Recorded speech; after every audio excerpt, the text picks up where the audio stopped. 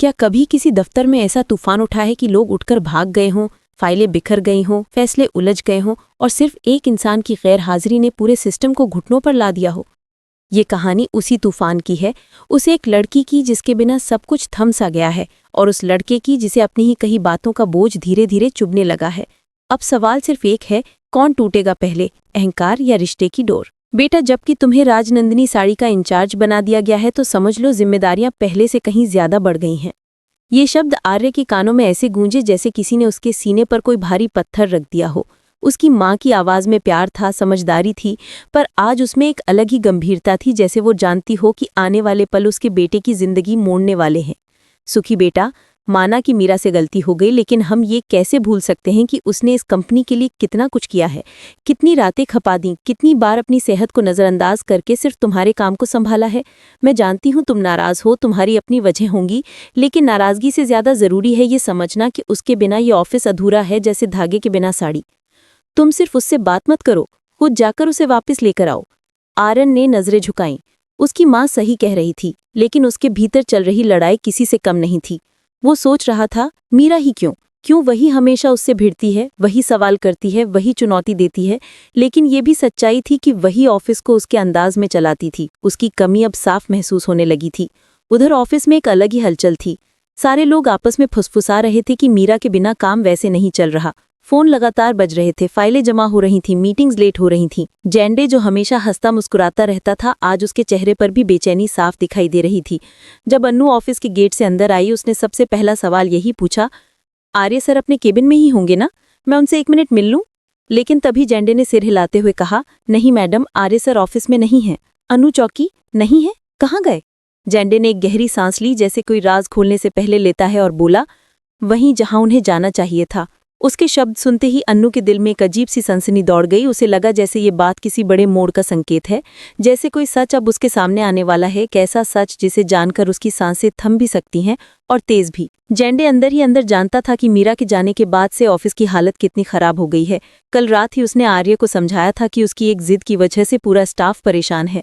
उसने कहा था, सर, मीरा मैडम गई तो सब कुछ गड़बड़ हो गया है, कोई भी काम टाइम पर नहीं हो रहा, लोग कंफ्यूज हैं, पूरा सिस्टम ठप हो गया है। आपको सोचना पड़ेगा कि आपने मीरा मैडम से कुछ ज्यादा ही कड़वाहट में बात तो नहीं कह दी। आर्य रात भर करवटें बदलता रहा था। उसे वो पल बार बार याद आ रहा था जब मीरा ने बिना रोके, बिना कुछ कहे, बस चुपचाप अपना बैग उठाया और चली गई थी, जैसे वो सब खत्म कर चुकी हो। फिर सुबह जेंडे आर्य की माँ के पास गया और सारी बात बता दी। आर्य की माँ ने सुनते ही कहा था, मीरा को सिर्फ बुलाना ही नहीं, उसे मना कर लाना होगा। वो इस ऑफिस का दिल है, और बेटा, अगर दिल ही नहीं धड़केगा तो कोई शरीर कैसे चलेगा? यही वर्ड्स अब आर्य को लगातार ठेल रहे थे कि उसे जाना चाहिए, कि उसके अहंकार से ज्यादा जरूरी है कंपनी, और उससे भी ज्यादा जरूरी है सच्चाई स्वीकार करना। घर से निकलने से पहले आर्य के हाथ कांप रहे थे। वो खुद से लड़ रहा था, क्या वो सही कर रहा है? क्या मीरा उसे मिलेगी? क्या वो वापस आएगी? क्या वो समझाएगी कि उसने अचानक इस्तीफा क्यों दिया, या वो दरवाजा भी न खोले? यही सवाल उसके दिल में तूफान की तरह मचल रहे थे जब वो मीरा के घर के बाहर पहुंचा। दरवाजे के सामने खड़े होकर उसे पहली बार लगा कि असली मुश्किल ऑफिस नहीं, ये दरवाजा है जिसे उसे खोलना है, और जिसके पीछे शायद वो लड़की है जिसे उसने कभी ठीक से समझा ही नहीं था।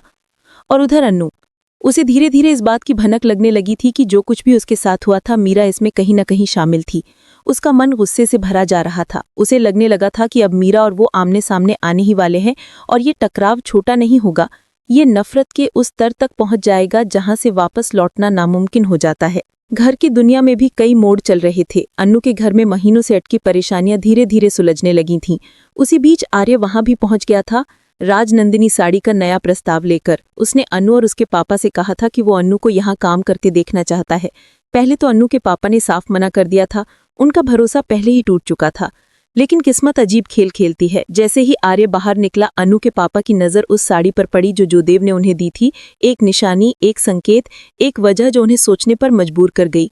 वो आर्य को दौड़कर रोकते हैं और कहते हैं, ठीक है, अन्नू जॉब करेगी। इस पल ने अन्नू और आर्य दोनों के दिल में हल्की सी खुशी जगा दी, एक ऐसी खुशी जो शायद किसी बड़े तूफान से पहले आती है। लेकिन उसी समय घर के एक कोने में मानसी अपनी माँ को समझा रही थी कि आर्य की लाइफ में कोई लड़की है, जरूर है, तभी वो सबसे छुपकर रहता है, वही सब गड़बड़ कर रहा है। माँ चिंतित हो गई। उन्हें भी लगने लगा कि बात में वजन है, और उनके मन में एक नई चिंता उभरने लगी, कहीं आर्य किसी मुसीबत में तो नहीं। उधर ऑफिस में फिर झटका तब लगा जब आर्य ने अपना आज का शेड्यूल मांगा और जेंडे ने उसे एक बिल्कुल खाली पेपर थमा दिया। आर्य गुस्से से भड़क उठा। ये क्या मजाक है? जेंडे ने कंधे उचकाए। मीरा मैडम संभालती थी, वो नहीं है तो मैं क्या करूं? उनकी जगह कोई नहीं ले सकता। आर्य का चेहरा उस वक्त ऐसा लग रहा था जैसे किसी ने उसके अंदर छिपी सारी सच्चाई को बाहर खींच लिया हो। उसने धीमी आवाज में कहा, हाँ, कोई उन्हें रिप्लेस नहीं कर सकता। और यही स्वीकारोक्ति उसे मीरा के घर खींच लाई। अब वो ठीक उसके दरवाजे के सामने खड़ा था, सांसें भारी, दिल तेज और मन में सिर्फ एक ही सवाल, क्या मीरा वापस आएगी? क्या वो इस बार आर्य को माफ कर पाएगी? और क्या उसकी वापसी से अन्नू की जिंदगी फिर से उलझ जाएगी? और यहीं पर, इस मोड़ पर, कहानी ने एक नई करवट ली, एक ऐसी करवट जिसे आप मिस नहीं करना चाहेंगे। मीरा के घर के दरवाजे के सामने खड़ा आर्य जब पहली बार थोड़ा सा हिम्मत जुटाकर बेल बजाने जा रहा था, तभी एक पल के लिए उसकी उंगलियां हवा में ही रुक गईं, जैसे किसी ने उसका हाथ थाम लिया हो, जैसे उसकी ही जिंदगी ने उससे कहा हो, रुक जाओ, सोच लो, क्या तुम सच में इस लड़ाई को खत्म करना चाहते हो? क्या तुम सच में अपने अहंकार को किनारे रखकर वहां झुक पाओगे जहां कभी किसी के सामने झुकने की आदत ही नहीं रही? लेकिन उसकी माँ के शब्द, ऑफिस की हालत और जेंडे का चेहरा उसके दिमाग में एक भारी आवाज की तरह गूंज रहा था। वो नहीं है तो कुछ नहीं है, उसे वापस लाओ। यही सोचकर उसने आखिरकार बेल दबा ही दी।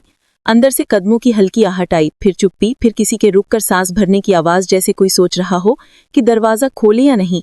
आर्य की धड़कनें इतनी तेज हो गईं जैसे उसे डर हो कि दरवाजा खुलने से पहले ही दिल बाहर गिर जाएगा। धीरे से कुंडी घूमी, दरवाजा आधा सा खुला और मीरा की एक थकी हुई पर समझदार आंख दरवाजे के फ्रेम से झांकती दिखाई दी। उसने आर्य को देखा। एक झटके के लिए उसकी आंखों में चौंकने की चमक हुई, फिर गुस्सा, फिर एक कंपकपी, फिर एक अजीब सी थकान, जैसे वो कह रही हो, अब क्या रह गया है बोलने को। आर्य को उसे एक पल में लगा कि मीरा ने उसके हजारों सवालों का जवाब सिर्फ अपनी आंखों से दे दिया है। मीरा, मुझे तुमसे बात करनी है, उसने धीमे पर गंभीर स्वर में कहा। मीरा का जवाब गुस्से भरा नहीं था, पर चुभता जरूर था।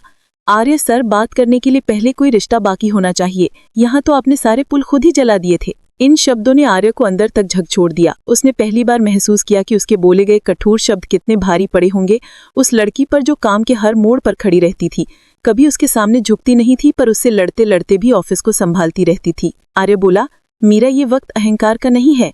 ऑफिस बहुत बुरी हालत में है। मीरा ने उसकी बात काटते हुए कहा, तो क्या हुआ? आपको तो हमेशा लगता था कि आप अकेले ही सब कर सकते हैं। मैं तो बस एक स्टाफ थी ना। आर्य ने गहरी सांस ली। नहीं, तुम स्टाफ नहीं थी, तुम ऑफिस की रीढ़ थी और मैं ये बात मानने में देर कर गया। लेकिन मीरा, वापस चलो, सब कुछ बिगड़ चुका है। मीरा एक पल के लिए चुप हुई। उसने दरवाजा पूरी तरह नहीं खोला, पर थोड़ी जगह बनाकर बोलने लगी। आर्य सर, हमेशा ऑफिस की बात कर लेते हैं, पर कभी ये नहीं सोचते कि इंसान भी टूटता है। आपने मुझे एक पल में दोषी बना दिया। आप पूछते नहीं, सिर्फ फैसले सुना देते हैं और फिर उम्मीद करते हैं कि लोग बिना जवाब दिए सिर झुका दें। मैं वापस जाऊंगी या नहीं, ये फैसला मैं एक सांस में नहीं कर सकती। आर्य उस चुप्पी में अपनी ही सांसों की आवाज तक सुन पा रहा था। उसे लगा जैसे दुनिया उसके सामने घूमना बंद कर रही है।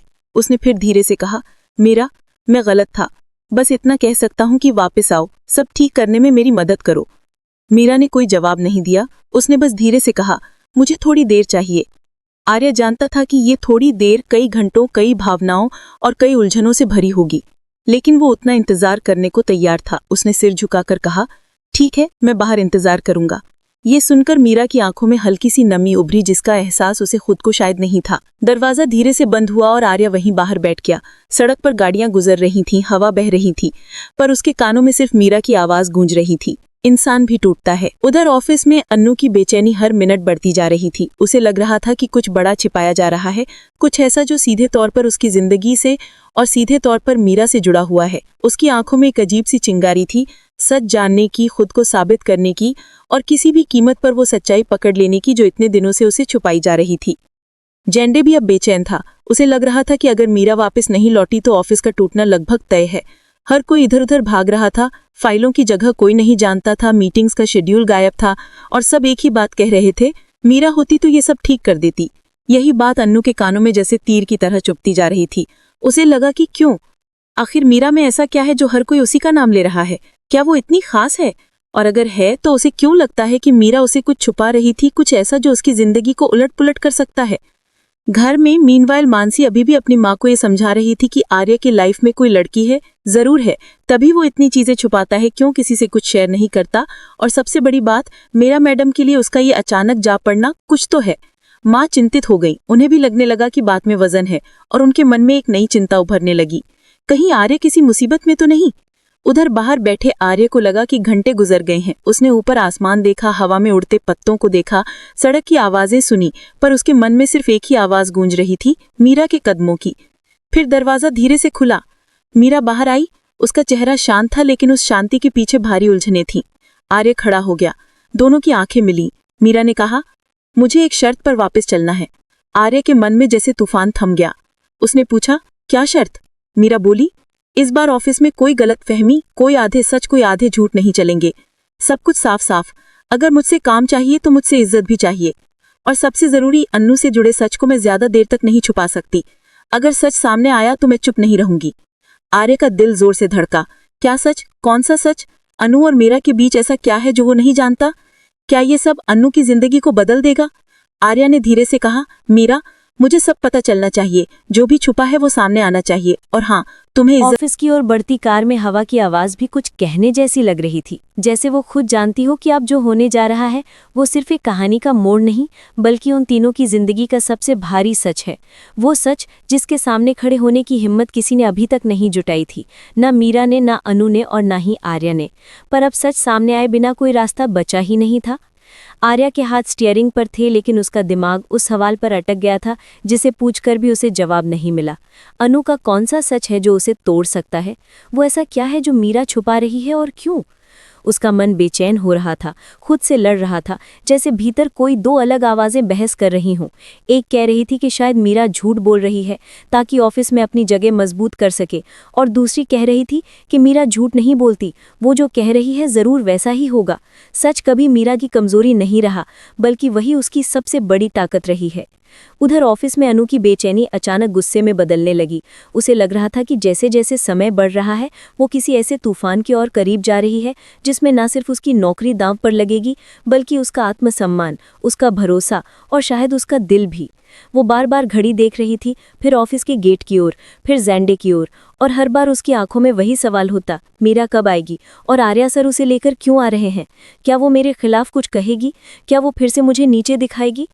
ज़ैंडे ने कोशिश की थी अनु को शांत करने की, लेकिन वो खुद अंदर से इतना डर चुका था कि उसके शब्द खुद ही टूटकर गिर रहे थे। उसने बस इतना कहा था, अनु मैडम, जो कुछ भी होगा आपको हिम्मत रखनी होगी। लेकिन अनु को इस बात में भी एक चेतावनी सुनाई दी, जैसे वो कह रहा हो कि तूफान अब टलने वाला नहीं। कार जैसे ही ऑफिस के गेट पर पहुंची, गार्ड ने घबराकर गेट खोला, क्योंकि आज पहली बार आर्या सर कार में बैठकर इस तरह चुप थे, बिना किसी फोन कॉल, बिना किसी मीटिंग की जल्दी, बिना किसी कड़क आदत वाले आदेश के, सिर्फ एक अजीब सा सन्नाटा लेकर आए थे।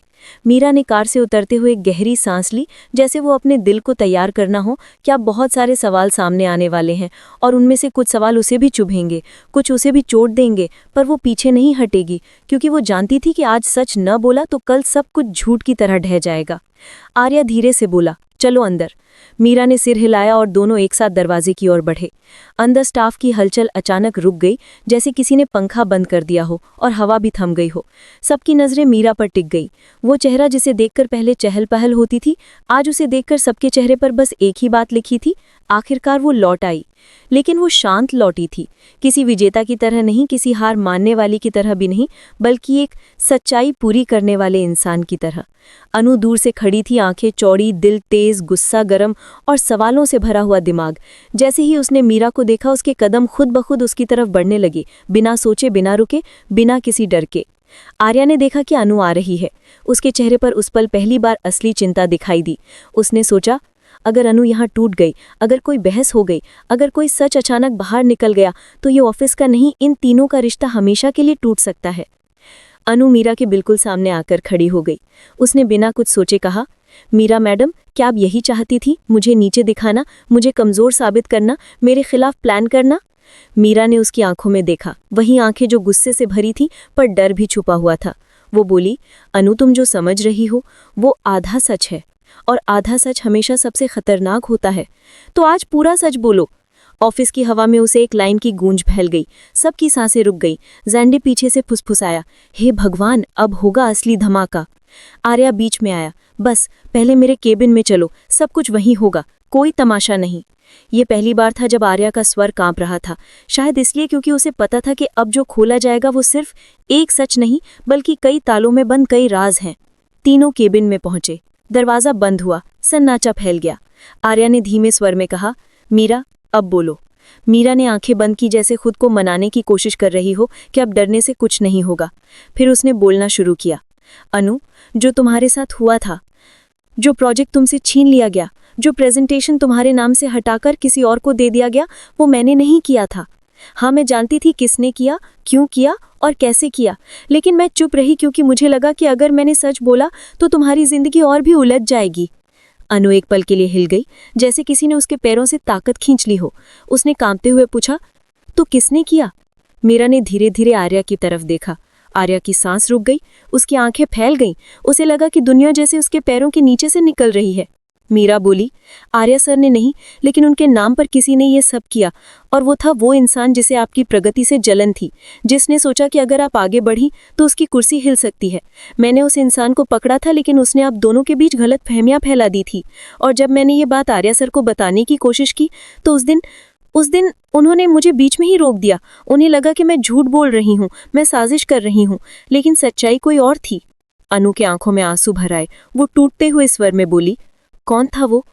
मीरा ने जवाब दिया, जो देव। ये नाम सुनते ही केबिन में जैसे बम फट गया। आर्या के होंठों से आवाज ही नहीं निकली। अनु का चेहरा सदमे से सफेद पड़ गया। जैंडे जो बाहर सुन रहा था, उसकी आंखें खुली की खुली रह गई। मीरा आगे बोली, जो देव तुम्हारे पापा को भी जानता था कि वो तुम्हारी नौकरी के खिलाफ हैं। उसने सोचा कि अगर तुम्हारा प्रोजेक्ट नष्ट हो जाएगा तो तुम खुद ही छोड़ दोगी। और आर्या सर को ऐसा लगा कि मैंने ही सब किया है, क्योंकि सबूत मेरे पास आए थे, पर मैंने वो सबूत संभाले ताकि सही वक्त पर सही जगह बताऊं। आर्या के भीतर अपराध बोध का तूफान चल रहा था। उसने धीमे आवाज में कहा, मीरा, तुमने मुझे क्यों नहीं बताया? मीरा ने जवाब दिया, मैं बताती, लेकिन आपने सुना ही नहीं। और जब इंसान बात बीच में ही काट दे तो सच वहीं रुक जाता है। मैं हारती नहीं, पर आपकी नज़र में गलत नहीं पड़ना चाहती थी, फिर भी मैं गलत ही ठहराई गई। अनु धीरे धीरे समझ रही थी कि उसकी जिंदगी का सबसे बड़ा झूठ आज सामने आया है, और वो भी उसके सामने, उस लड़की के मुंह से जिसे वो अपना दुश्मन समझ रही थी। आर्या ने एक कदम मीरा की ओर बढ़ाया। मीरा, मुझे माफ कर दो, मैंने तुम्हें गलत समझा। मीरा बोली, माफी से ज्यादा जरूरी है कि अब सच को सही जगह पहुंचाया जाए। फिर उसने अनु की तरफ देखकर कहा, अनु, जो तुम्हारे साथ हुआ था वो तुम्हारी गलती नहीं थी। तुम मजबूत हो और कोई भी तुम्हारी मेहनत को छीन नहीं सकता। अब तुम्हारे सामने जो रास्ता है उस पर डर कर मत चलना, डट कर चलना। अनु पहली बार मीरा को ऐसे देख रही थी जैसे वो दुश्मन नहीं बल्कि वो इंसान है जिसने चुपचाप उसके लिए लड़ाई लड़ी थी। आर्या ने कहा, आज से ऑफिस में कोई गलती, कोई गड़बड़, कोई साजिश नहीं चलेगी, और मीरा, तुम इस ऑफिस की रीढ़ रहोगी। मीरा ने उसकी बात सुनकर कुछ नहीं कहा, पर उसके चेहरे पर एक हल्की सी शांति उभरी।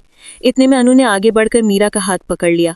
उसने कहा, थैंक यू, और सॉरी भी, क्योंकि मैंने तुम्हें गलत समझा। मीरा मुस्कुराई। गलतफहमियां खत्म होने के बाद ही लोग सही दिखते हैं। तीनों एक ही केबिन में खड़े थे।